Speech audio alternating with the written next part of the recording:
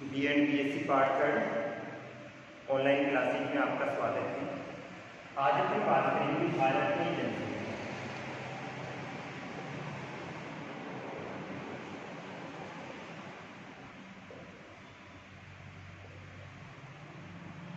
सबसे पहले तो अपन बात करते हैं जनसंख्या किसे कहा जाता है। तो किसी क्षेत्र विशेष में निवास करने वाले व्यक्तियों की संख्या को क्या कहा जाता है? जनसंख्या कहा जाता है। किसी क्षेत्र विशेष में निवास करने वाले व्यक्तियों की संख्या को क्या कहा जाता है? जनसंख्या कहा जाता है।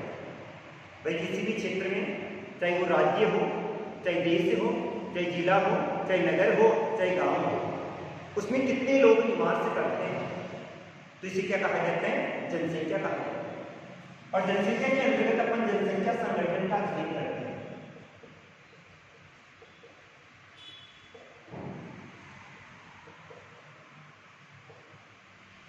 और जनसंख्या संगठन जनसंख्या की वह सामाजिक विशेषता है जिसमें जनसंख्या के वितरण का अध्ययन किया जाता है, उसके घनत्व का अध्ययन किया जाता है, जनसंख्या वृद्धि का अध्ययन किया जाता है, आयु वर्ग का अध्ययन करते हैं, साक्षरता, ग्रामीण व नगरीय जनसंख्या और मानव के व्यवसाय का अध्ययन किया जाता है।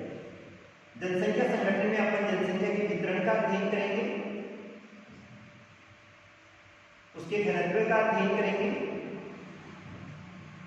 जनसंख्या वृद्धि का अध्ययन करते हैं, आयु वर्ग,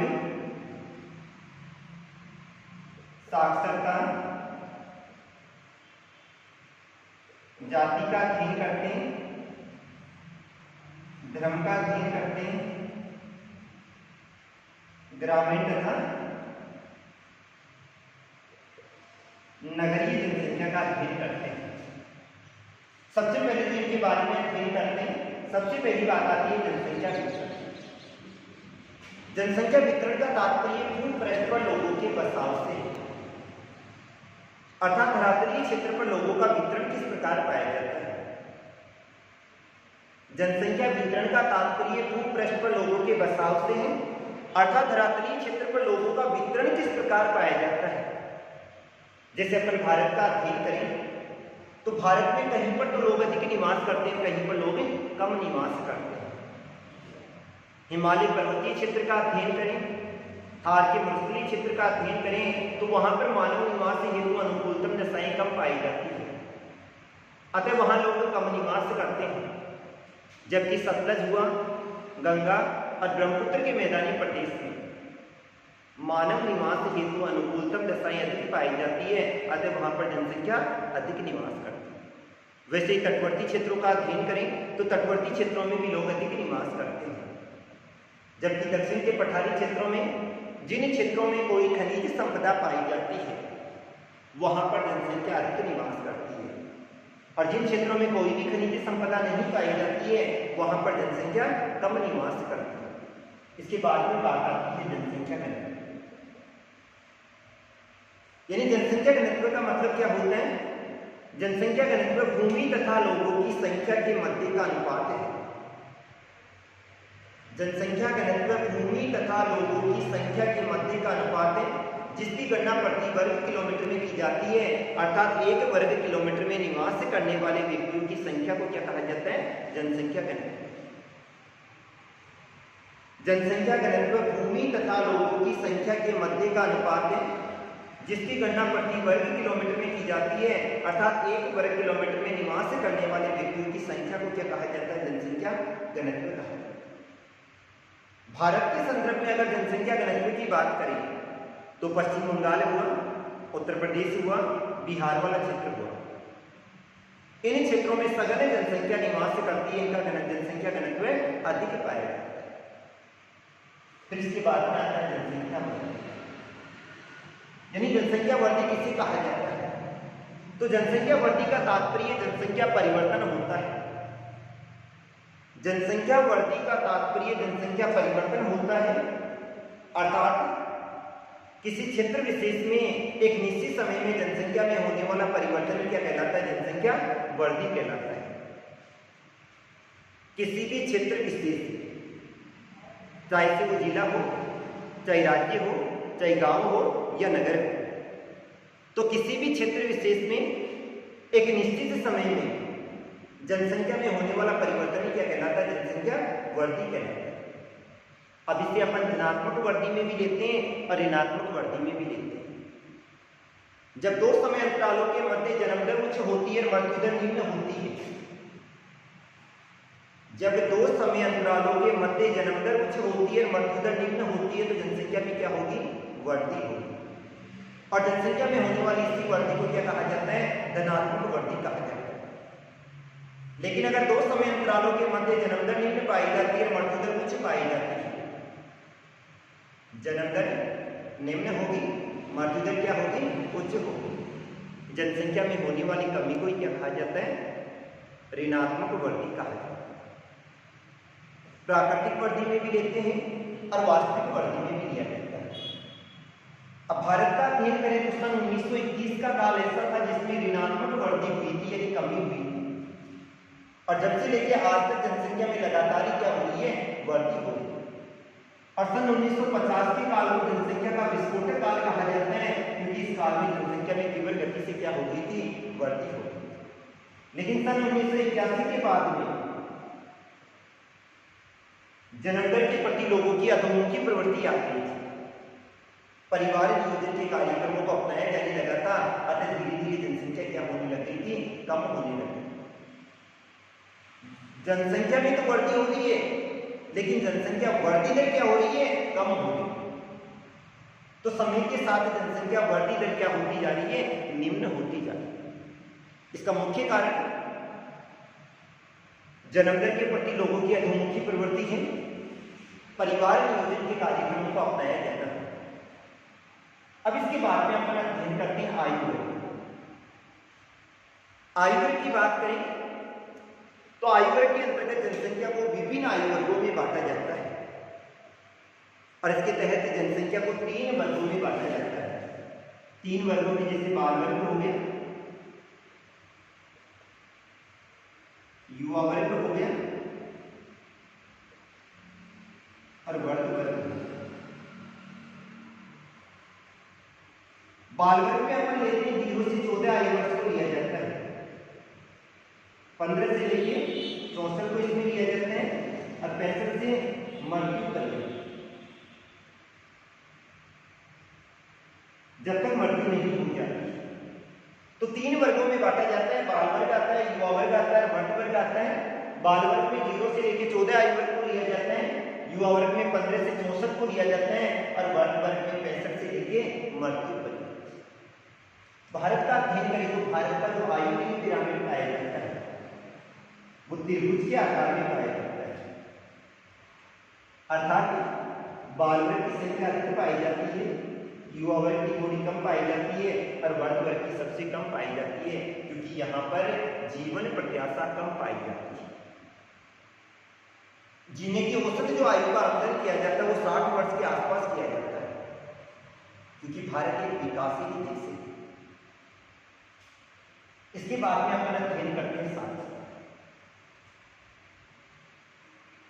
साक्षरता, यानी 7 वर्ष या 7 वर्ष से अधिक आयु का वह बालक जो किसी भी भाषा में या अपनी भाषा में पढ़ना लिखना जानता हो। 7 वर्ष या 7 वर्ष से अधिक आयु का वह बालक जो अपनी भाषा में या किसी भी भाषा में पढ़ना लिखना जानता हो तथा जिसे अंक गणितीय ज्ञान होता है, क्या कहलाता है? साक्षरता कहलाता है।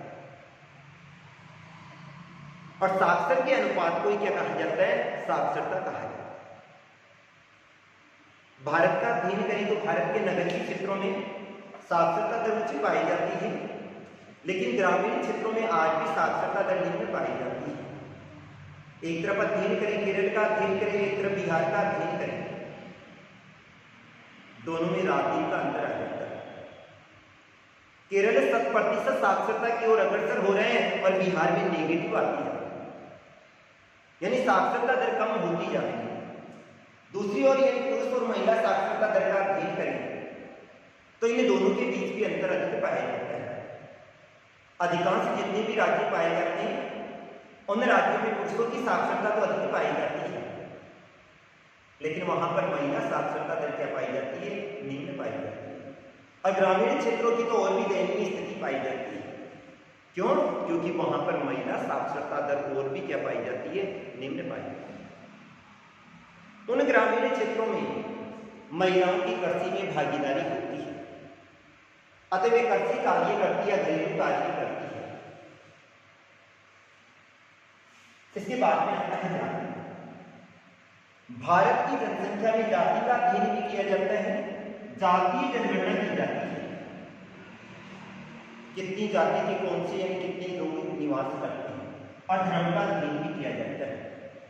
कितने लोग हिंदू धर्म के हैं, कितने मुस्लिम धर्म के हैं, कितने बौद्ध धर्म के हैं, कितने जैन धर्म के हैं, कितने सिख धर्म के हैं, इन सबका अध्ययन किया जाता है। क्योंकि भारत को विभिन्न धर्मों की भूमि कहा जाता है। यहाँ प्रत्येक धर्म के व्यक्ति भाईचारे के साथ निवास करते हैं, अतः इसको तपोभूमि के अंतर्गत लिया जाता है। इसके साथ में ग्रामीण जनसंख्या का अध्ययन किया जाता है और नगरीय जनसंख्या। ग्रामीण जनसंख्या तो किसे कहा जाता है? गांवों में निवास करने वाली वह जनसंख्या जो कि प्राथमिक श्रेणी का कार्य करती है, क्या कहलाती है? ग्रामीण जनसंख्या। गांव में निवास करने वाली वह जनसंख्या जो कि प्राथमिक श्रेणी का कार्य करती है, क्या कहलाती है? ग्रामीण जनसंख्या। जबकि नगरों में निवास करने वाली वह जनसंख्या जो कि द्वितीय, तृतीय और चतुर्थ श्रेणी का कार्य करती है, अर्थात गैर कृषि कार्य करती है, तो क्या कहलाती है? नगरीय जनसंख्या।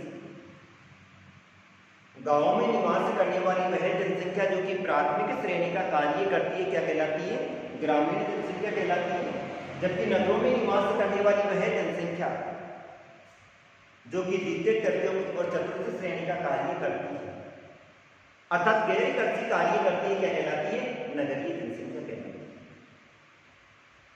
भारतीय जनगणना 2001 के अनुसार नगरीय होते हैं जहां पर नगरपालिका पाई जाती है, नगर निगम होता है, सैनिक छावनी बोर्ड होता है या अधिसूचित नगर होता है। भारतीय जनगणना 2001 के अनुसार नगरीय होते हैं जहां कोई नगरपालिका पाई जाती है, नगर निगम होता है, सैनिक छावनी बोर्ड होता है या अधिसूचित नगर होता है, या निम्नलिखित तीनों शर्तें एक साथ पूरी करता है।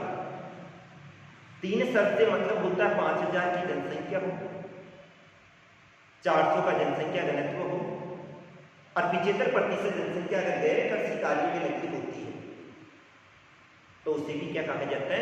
नगर कहा जाता है। दोबारा बता देता हूं, 5000 की जनसंख्या होनी चाहिए, 400 का जनसंख्या घनत्व होना चाहिए और अगर 75% जनसंख्या गैर कृषि कार्य में लगी हो तो उसे भी क्या कहा जाता है? नगर कहा जाता है। तो ये तो बात थी जनसंख्या संगठन की। तो अपन बात कर रहे हैं भारत की जनसंख्या की बात कर रहे हैं, और जनसंख्या किसे कहा जाता है? किसी क्षेत्र विशेष में निवास करने वाले, किसी क्षेत्र विशेष में निवास करने वाले व्यक्तियों की संख्या को क्या कहा जाता है? जनसंख्या कहा जाता है।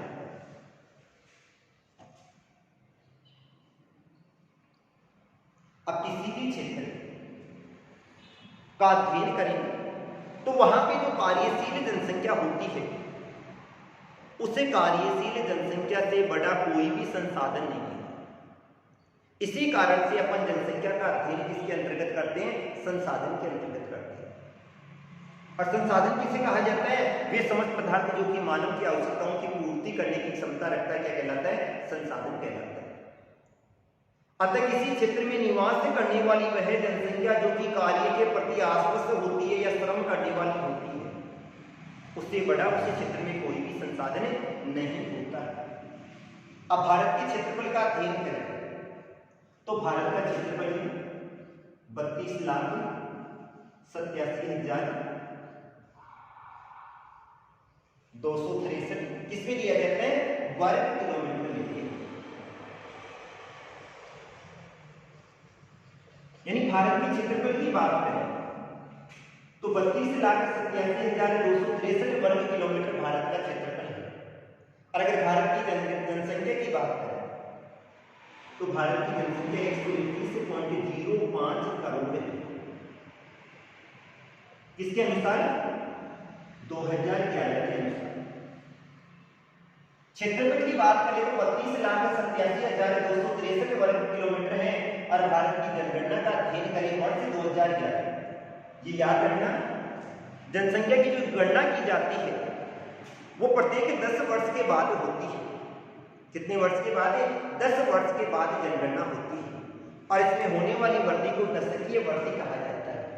अब अपन भारत का अध्ययन करें तो भारत के पास में संपूर्ण विश्व का 2.4% क्षेत्रफल है। संपूर्ण विश्व का कितने प्रतिशत क्षेत्रफल है? 2.4% केवल क्षेत्रफल है। और यहां पर जनसंख्या का अध्ययन करें तो यहां पर 17.34%। ये क्या है? जनसंख्या है। स्पष्ट क्या हो रहा है? भारत के पास में केवल 2.4% क्षेत्रफल है। इस 2.4% क्षेत्रफल पे कितने प्रतिशत जनसंख्या निवास कर रही है? 17.34% जनसंख्या निवास कर रही है। अर्थात भारत में जनाधिक्य की स्थिति पाई जाती है।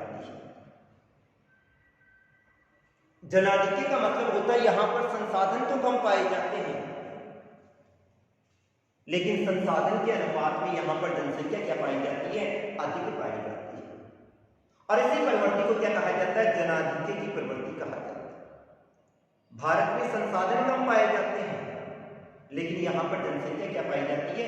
अधिक पाई जाती है।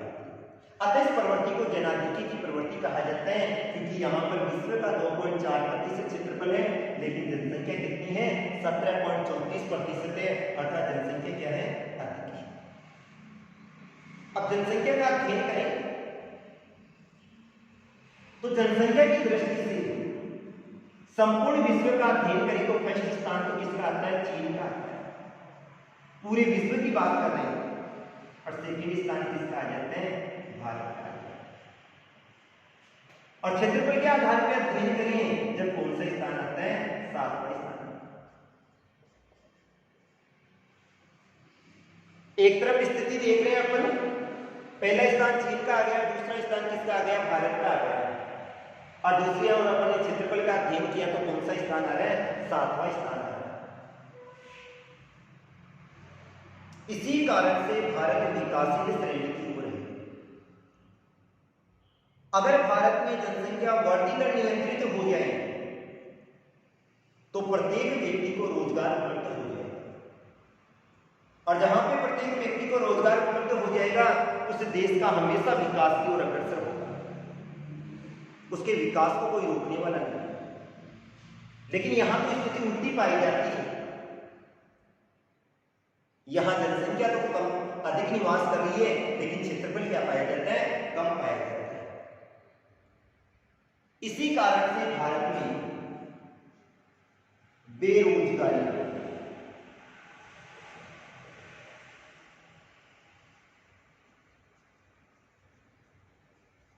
भुखमरी, एक टाइम खाना उपलब्ध हो रहा है, दूसरे टाइम खाना उपलब्ध नहीं हो रहा, और निम्न जीवन स्तर जैसी समस्याएं उत्पन्न हो रही।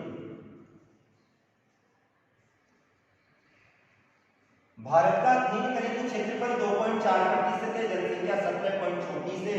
परिणाम उत्पन्न हो, बेरोजगारी की समस्या उत्पन्न हो रही है, लोगों को रोजगार उपलब्धि नहीं हो पाता है। भुखमरी, आधे लोग कुपोषण का शिकार हो रहे हैं। उन लोगों को एक टाइम का खाना उपलब्ध हो रहा है, दूसरे टाइम का खाना ही उपलब्ध नहीं हो रहा। और निम्न जीवन स्तर है। निम्न जीवन स्तर का मतलब होता है यहां पर अधिकांश जनसंख्या ऐसी पाई जाती है, उस जनसंख्या को मानव की तीनों मूलभूत आवश्यकताएं, रोटी, कपड़ा और मकान, वो भी नसीब नहीं होता। अतः यहां के लोगों का जीवन स्तर भी कैसा पाया जाता है? निम्न पाया जाता है। क्यों? क्योंकि यहां पर जनसंख्या तो अधिक निवास कर रही है, लेकिन क्षेत्रफल क्या पाया जाता है? अधिक पाया जाता है। भारत के कुछ राज्य ऐसे हैं, जैसे अध्ययन करेंगे, उत्तर प्रदेश आ गया, महाराष्ट्र आ गया, बिहार आ गया और पश्चिमी बंगाल आ गया। ये राज्य ऐसे हैं जहां पर जनसंख्या में अत्यधिक मात्रा में वृद्धि हो रही है। और जनसंख्या में अत्यधिक मात्रा में बढ़ती होने के कारण से इन लोगों का जीवन स्तर निम्न पाया जाता है। बिहार जैसा देश तो गरीब राज्य तो गरीबी स्थिति में है, और बिहार राज्य में इतनी गरीबी पाई जाती है कि वहां पर लोगों को रोजगार भी उपलब्ध नहीं हो पाता है। तो ये तो थी भारत में जनसंख्या। अगला अध्ययन अपन कल करेंगे। Thank you.